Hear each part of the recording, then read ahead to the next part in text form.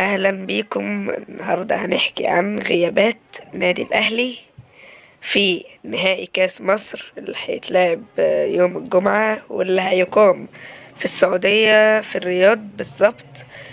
اللي اتأكد غياب عدة لاعبين من الأهلي ضد الزمالك في مباراته ضد الزمالك بعد غد يوم الجمعة في نهائي كأس مصر، والذي سيقام في السعودية لظروف مختلفة ما بين الإصابة وعدم الجاهزية ولوجهة نظر فنية.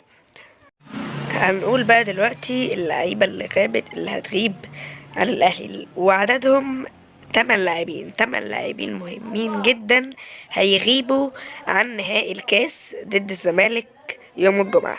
وهيغيب عن الأهلي في النهائي كلا من وسام أبو علي، ومحمد الشناوي حارس المرمى، وياسر إبراهيم، وأليو ديانج، ومحمد الضاوي كريستو للإصابة، وأحمد عبد القادر، ومحمود متولي، وكريم الدبيس لأسباب فنية. وتضم قائمة الأهلي في اللعيبة اللي هيلعبوا ضد الزمالك في النهائي. تضم قائمة الأهلي في رحلة السعودية كلا من: في حراسة المرمى مصطفى شوبير، ومحمود الزنفولي، وحمزة علاء. وفي خط الدفاع محمد هاني، عمر كمال، أكرم توفيق، رامي ربيعة، محمد عبد المنعم، علي معلول، وخالد عبد الفتاح.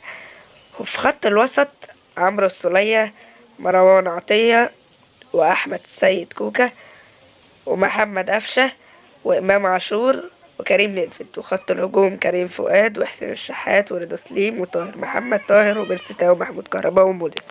ودي كانت ال8 غيابات اللي هيغيبوا عن النهائي ضد الزمالك، وكانت القائمة كمان اللي هيلعبوا ضد الزمالك. والسلام عليكم ورحمة الله وبركاته.